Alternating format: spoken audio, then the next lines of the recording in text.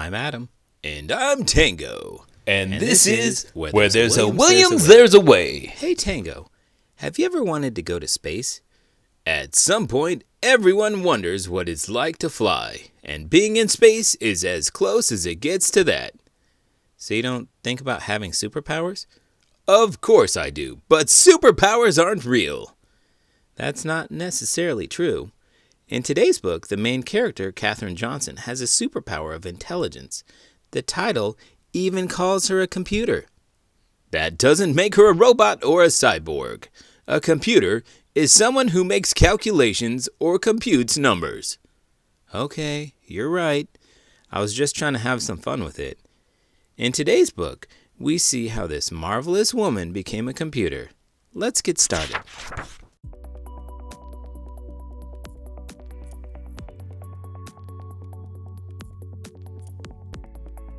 A Computer Called Katherine. How Katherine Johnson Helped Put America on the Moon. Written by Suzanne Slade. Illustrated by Veronica Miller Jamison. Everywhere she went, Katherine counted. She counted her steps to church. She counted the plates on the dinner table. 1, 2, 3, 4, 5, 6. She even tried counting the stars in the sky. 7, 8, 9, 10. Most important of all, Katherine counted the days until she could start school. Finally, at age 5, she followed her brother hundreds of steps to the 2-room schoolhouse. An excellent student, Katherine devoured thick books and added numbers at the speed of light, so the teacher decided she would skip first grade and start in second. But Katherine was such a fast learner, she later skipped 5th grade too. And before you could say mathematician magician, she was a grade ahead of her older brother. Katherine loved math because it was easy to see if an answer was right or wrong. Meanwhile, most everyone in town was arguing about right and wrong.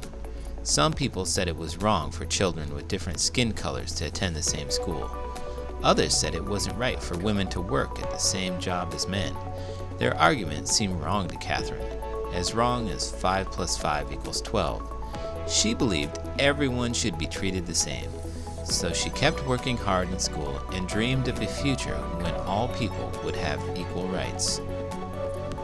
Katherine finished 8th grade when she was only 10 years old, but her town didn't have a high school for black students. Determined to keep learning, she counted the dusty miles, 120 in all, as her family moved closer to a school she could attend. There she took an exciting math class called geometry. She learned how points and lines made shapes, triangles, trapezoids, and perfect parallelograms. At 15, Katherine started college. She flew through every math class at West Virginia State, so a professor taught harder classes just for her. In advanced geometry, she plotted points on a graph. When she connected the points, they created a beautiful U-shaped curve called a parabola. It was love at first sight. After graduation, Katherine became a math teacher. Back then, people said women could only be teachers or nurses. Katherine knew this was wrong as 10 minus 5 equals 3. She believed women could be anything, scientists, lawyers, or mathematicians. So she set out to prove it. Talk about having the deck stacked against you. What do you mean? Katherine was a double minority, a black woman, and she wasn't set up to succeed. I'd contend that she succeeded because she was a double minority, for something else.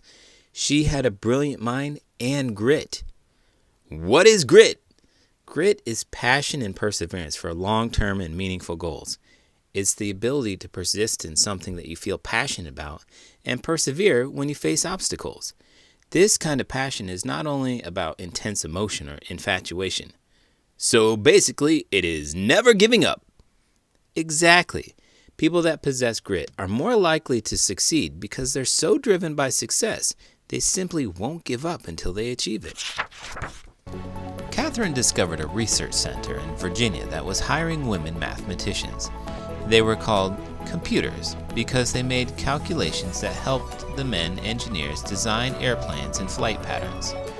To Katherine, it added up to the perfect job.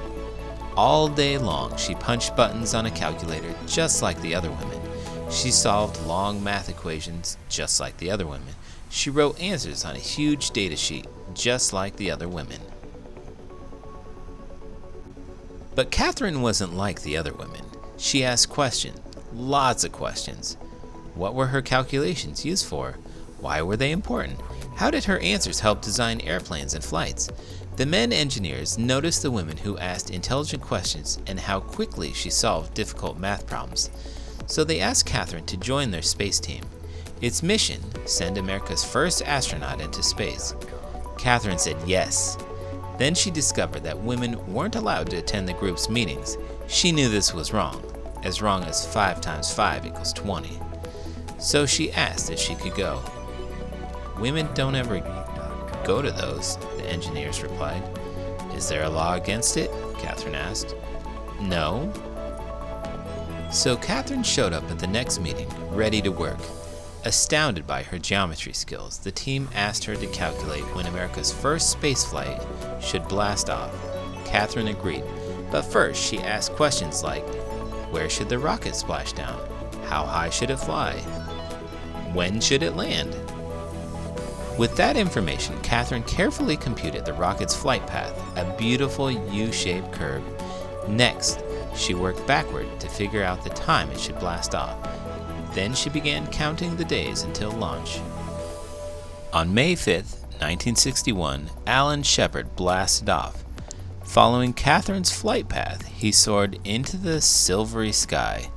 15 minutes later, he splashed down in the Atlantic Ocean, right on schedule and right on target. Soon, Americans began dreaming of a longer flight around the entire Earth. To figure out the math for this long, complicated trip, engineers decided to use their new room-sized computer that worked much faster than people. But astronaut John Glenn trusted Katherine more than a machine. He wouldn't step 1 foot onto the rocket until she said the computer's calculations were correct. Happy to help, Katherine checked every number. I see what you were talking about with grit. Katherine kept pushing and asking why. She didn't wait for doors to open for her. She started testing out knobs on her own. Adam, you teach math. Do you work with parabolas? No, that's a bit more advanced than the elementary mathematics that I teach. My job is to lay the groundwork for the kids' understanding of math and science. I feel like I've done my job if my students are not only understand what I've taught, but they're also interested in learning more. More about what? More about space, more about weather, more about multiplication and calculations. I hope to incite the spark of inspiration to unlock curiosities. So you're saying that you hope to mold them from students to active learners. Exactly. To pursue what interests you. Just like Katherine did. Just like Katherine did. On February 20th, 1962, John Glenn became the first American to orbit Earth. Then people began wondering if an astronaut could travel all the way to the moon. Both the Soviet Union and the United States wanted to be the first to land there and win the space race. Katherine knew this flight was incredibly long and dangerous. Every calculation would have to be perfect. One math mistake and the rocket would zoom right past the moon. As NASA's computer hummed and computed a flight path to the moon and back, Katherine went to work too, double-checking the machine's calculations. But this was the most complicated geometry problem she'd ever seen. One of the points, the spacecraft, was flying incredibly fast. Her target, the moon, was constantly circling the Earth while spinning. Some people thought the problem was too difficult to solve, but Katherine knew that was wrong. As wrong as 25 divided by 5 equals 4. She calculated and computed, she plotted and planned, she created a bold, brave plan all the way to the moon and back. 10, 9, ignition sequence starts. Heart racing, Katherine leaned close to the small television screen. 7, 6, 5. She held her breath as powerful flames exploded on the launch pad. 4, 3, 2, 1. Liftoff! The rumbling rocket slowly rose above the ground, above the smoke, above the clouds, and then disappeared into the inky black space.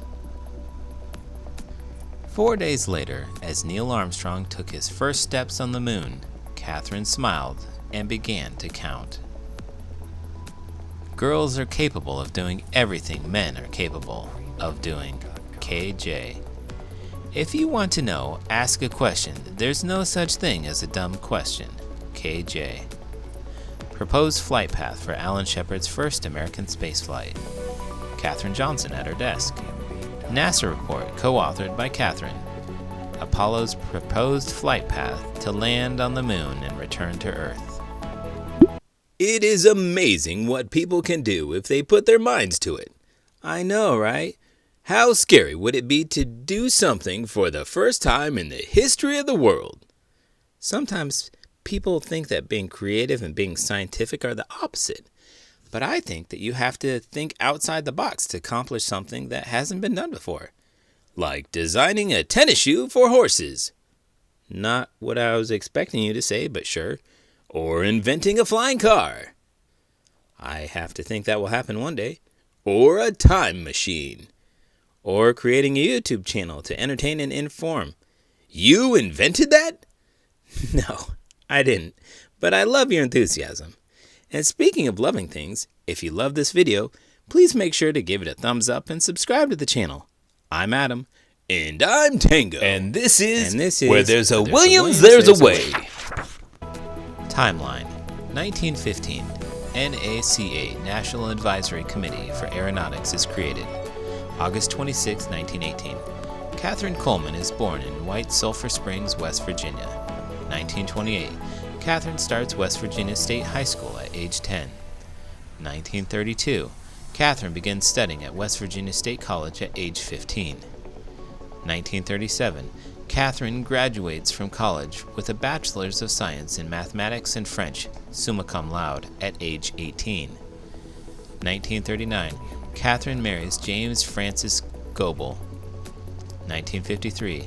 Katherine begins working at NACA's Langley Aeronautical Laboratory, later known as Langley Research Center. 1956. Katherine's husband, James, dies of a brain tumor. October 1st, 1958. NACA becomes NASA, National Aeronautics and Space Administration. 1959. Katherine marries Lieutenant Colonel James Johnson. May 5th, 1961. Alan Shepard's spacecraft follows the flight trajectory Katherine helped plot, making him the first American in space. February 20th, 1962. John Glenn becomes the first American to orbit Earth after his spacecraft follows the trajectory verified by Katherine. August 6, 1965. The Voting Rights Act of 1965 enforces voting rights for people of all races in all states.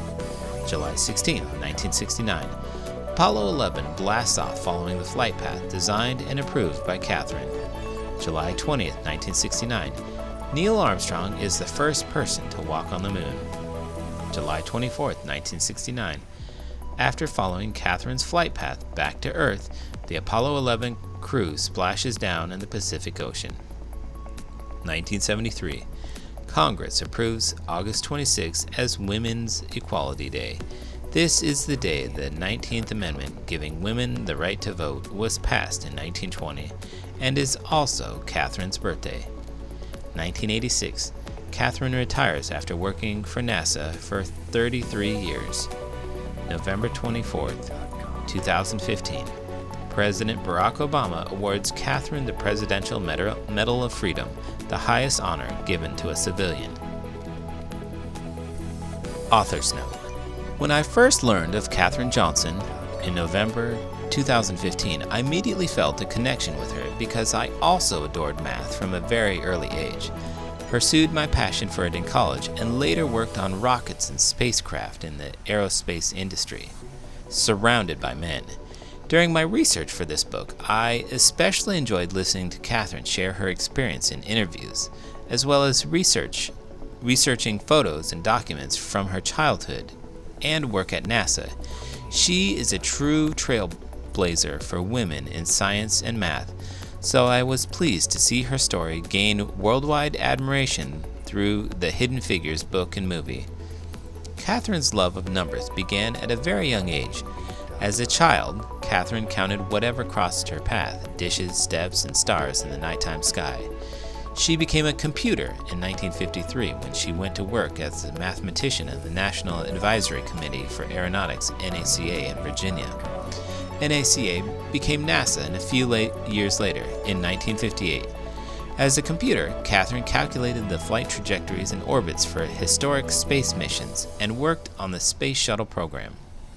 She retired in 1986 after 33 dedicated years at NASA. In recognition of her valuable contributions to the space program, she has received honorary doctoral degrees and other awards. She even has an entire building at NASA named after her, the Katherine G. Johnson Computational Research Facility. On November 24, 2015, President Obama awarded Katherine Johnson the highest civilian award, the Presidential Medal of Freedom. Artist note: when I was asked to illustrate the story of Katherine Johnson, an American math and science treasure, for my debut picture book, I was thrilled. But I was even more excited to create art about a young black girl's love of learning. Can you imagine what it must have been like to have a mind filled with numerals, equations, and shapes, all swirling around like a vibrant dream? How exhilarating it must have been to dive into the mathematical theories of great thinkers past and present, and to use those ideas to launch humankind into the future? While working on the illustrations, I connected deeply with Katherine's familial history and with the teachers and advocates who nourished and encouraged her gifts. When she was a child, schools were segregated and black children often had fewer resources and lower quality facilities. Katherine's own father was educated only through the 6th grade, much like my own grandfather, who made do with an 8th grade education. And yet, so many black families, like Katherine's and mine, remained staunchly committed to getting their kids a better education and opportunities to thrive.